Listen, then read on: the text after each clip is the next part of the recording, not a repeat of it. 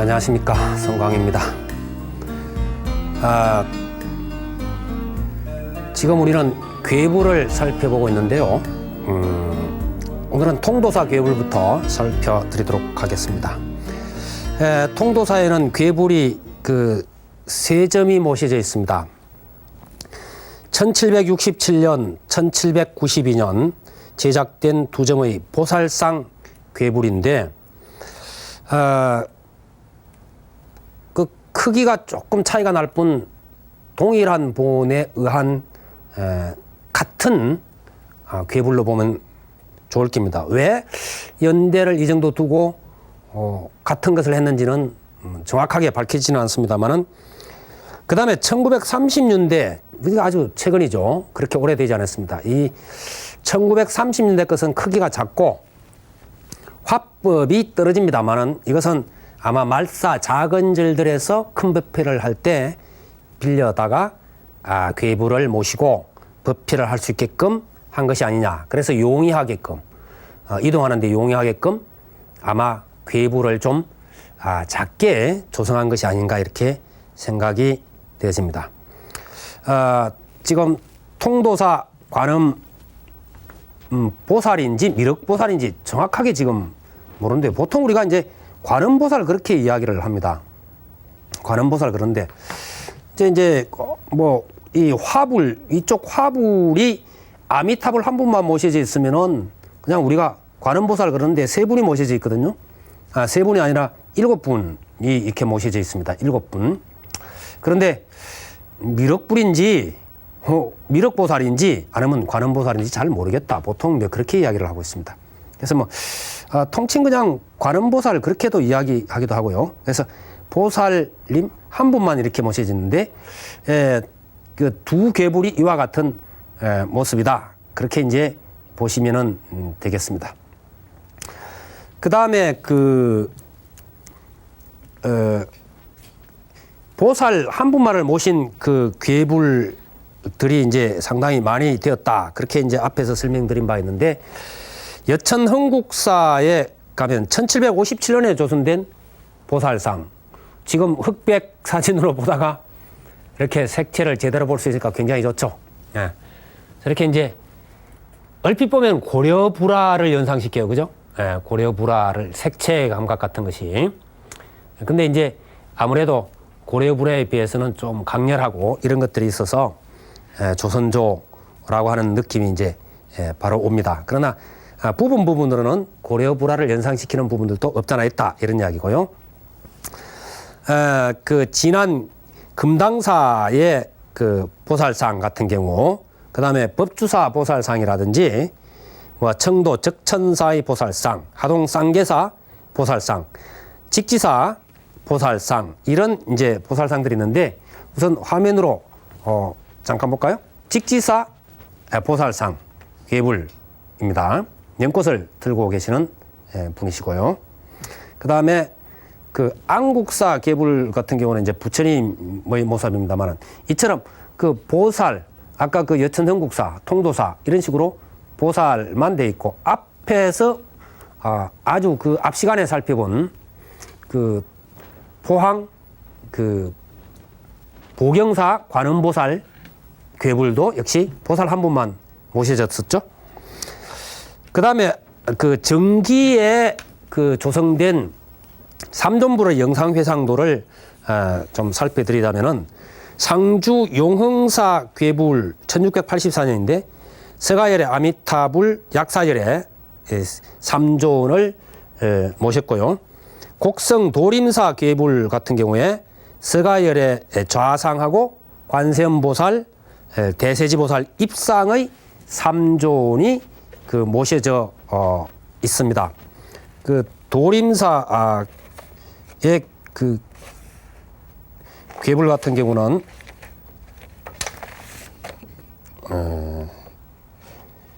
쌍계사 아까 나왔는데, 쌍계사라든지 금당사 이렇게 보살 한 분씩 모셔져 있는 그런 모습을 볼 수가 있고, 그 다음에 이제 도림사는 좌불, 여기 이제 좌불 있죠? 좌불이 있고 좌우에 보살, 이래서 삼존의 형태를 갖춥니다. 여기는 이제 한 분만 이렇게 보살상 모셨던 한 예가 되겠습니다. 그 다음에 후기에 가게 되면은 입불식 영산회상도가 됩니다. 부처님이 서 계신다 이런 이야기입니다. 그래서 부처님이 서 계시면 좀 후기에 조성된 것이다 이런 이제 구분이 될 수 있습니다. 앉아 계시면은 정기, 서 계시면은 후기 이렇게 이제 볼 수가 있죠.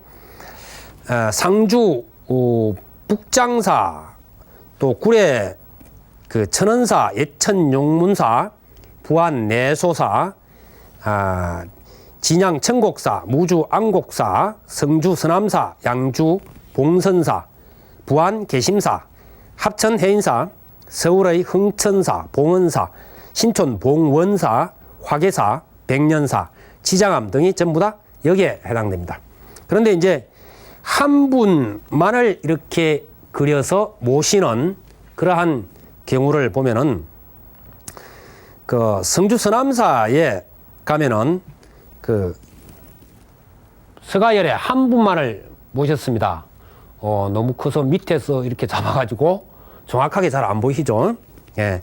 이제 그 다음에 상주 북장사에 가도 역시 이렇게 이제 한 분을 모셨는데 상주 북장사라든지 혹은 그 무주 안국사 같은 경우는 사실은 한 분이라기보다는 한 분을 중앙에 아주 대형으로 이렇게 모시고 주변에 있기 때문에 막 한 분이라고 보기에는 좀 그렇긴 합니다만은 전체적으로 보면은 한 분을 모신 그와 같은 형태에서 조금 변화를 일으킨 것이다 이렇게 볼 수가 있을 겁니다.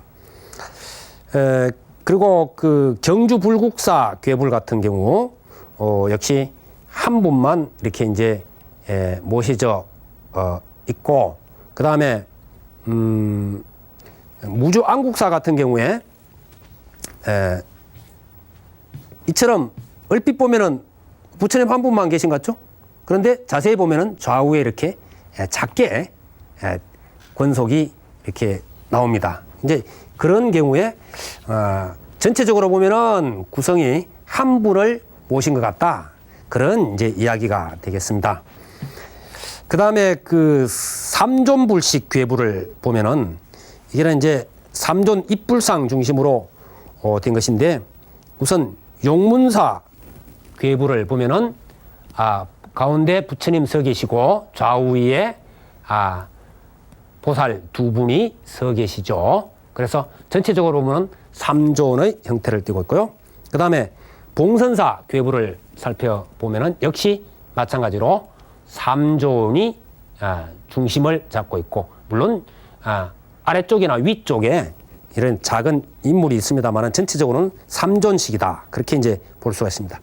신촌 봉원사 역시 삼존이죠. 뭐 밑에 있는 것은 이렇게 존상으로 봤을 때는 삼존에다가 뭐 가섭, 안한 뭐 등등의 다른 이런 이제 권속이 좀 밑에 보이는 정도 그렇게 볼 수가 있겠습니다. 이게 이제 뭐 청곡사라든지 계암사 또 흥천사, 서울 흥천사 또 삼성동 봉원사, 향천사, 해인사, 백년사, 화계사 등 대부분 이렇고요. 그 다음에 그 무량사 괴불 보살상입니다만은 한 분만 저렇게 모시는 무량사 괴불을 지금 보고 계십니다. 역시 괴불 때 걸지를 못하고 이렇게 펼쳐둔 상태에서 찍은 그런 이제 화면이 되겠고 장곡사 괴불 역시 이제 보살상을 중심으로 해서 권속이 모셔져 있습니다. 그 다음에 옥천사에 가면은 입불 삼존 괴불을 이렇게 보실 수가 있습니다. 저와 같이 이제 괴불이 쭉 이렇게 모셔져 있습니다. 지금까지 이제 괴불에 대해서 쭉 알아봤는데 괴불을 공부하면서 그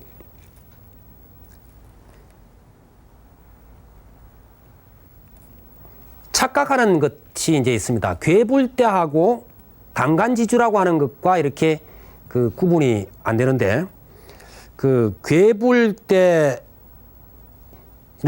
보통 법당 바로 앞이나 옆에 있고요. 당간지주는 절 문 밖이라든지 이런 쪽에 있습니다. 그래서 어떤 책을 보니까 괴부를 모시는데 당간지주에 뭐 걸어 모신다 이런 표현이 있는데 그건 당간지주하고 괴불석주하고를 혼동을 해서 쓴 글이다. 그렇게 이제 보실 수가 있습니다. 이 당이라고 하는 것과 당간, 당간지주 이 세 부분으로 이루어지는데요. 우리가 이제 사실 당간지주하고 괴불석주하고 좀 흡사해서 그래서 아마 착각이 많이 되는 걸로 알고 있습니다. 그러면 당이라고 하는 것이 무엇이냐? 우선 그 당이라고 하는 것을 이제 우리가 한자로 이렇게 이제 당 그리고 당간 당을 그런 장대 이런 말이죠. 그 다음에 당간지주 당간지주 이렇게 이제 이름하는데 바로 이 당간지주하고 사실 그 괴불의 석주하고를 착각을 많이 했던 거죠. 그래서 전문적인 서적에서도 바로 이런 것을 착각해가지고 괴불석주하고 당간지주를 같이 봐버린 경우가 있는데 당이라고 하는 것은 원래 그 군계예요. 군기인데 막대기 위에다가 어떤 그 비단 같은 것을 많이 걸고 이제 그런 건데 절집에서는 그 모양을 그려 조각을 해서 그걸 걸어뒀습니다. 장대 위에. 그래서 지금 이와 같은 경우는 그 용머리 형상이기 때문에 용두당 그렇게 이제 이야기하고 용두당 이것은 지금 연꽃의 모양입니다. 그래서 이것은 연화당이라 그러고요. 그 다음에 이것도 역시 용 모양이죠. 그래서 그 용두당 이런 경우는 전체를 전부 다 잡고 있어서 그 명성당이라든지 이런 식으로 표현을 하고 있습니다. 이게 전부 다 이제 당의 종류입니다. 여기 물론 조각이 돼서 채색이 된 그런 경우입니다. 그러면 왜 원래 그 군기가 왜 그 불교에 들어오게 됐느냐? 이게 이제 명령을 내리고 통합을 시키는 그런 기능을 가진 것이 당이었던 것인데 부처님을 우리가 보통 법왕 그러죠. 법왕. 그래서 왕이 움직일 때 저것이 움직입니다. 본디. 그래서 부처님이 계신 곳에는 바로 일체의 삿된 것들을 다 물리치고 불보살의 위실력을 나타내고 그 다음에 거기에 공덕을 표시하는 바로 당이 사찰의 입구에 들어오게 되었다. 그래서 사찰 입구에는 들고 다니는 게 아니라 고정을 시키게 되죠. 그래서 석주를 세우고 거기에 당간을 올리고 당간 위에다가 저와 같은 소위 그 당을 올렸던 것이다. 그런 이야기입니다. 그러면 당간이라는 것은 당을 올리는 장대, 기대 이런 말이 되겠죠. 이 당간은 흔히 불교에서는 찰간 이럽니다. 찰간. 가섭존자하고 안한존자가 왜 칠엽굴에 들어가려고 할 때 장로들이 못 들어오게 했다. 이제 이거는 뭐 선문에서 하는 이야기입니다만은 그때 가섭존자가 안한존자에게 화두를 주죠. 그것이 문 앞에 찰간을 꺾으라 하는 화두였는데 그때 찰간 이것 역시 당간 같은 말입니다.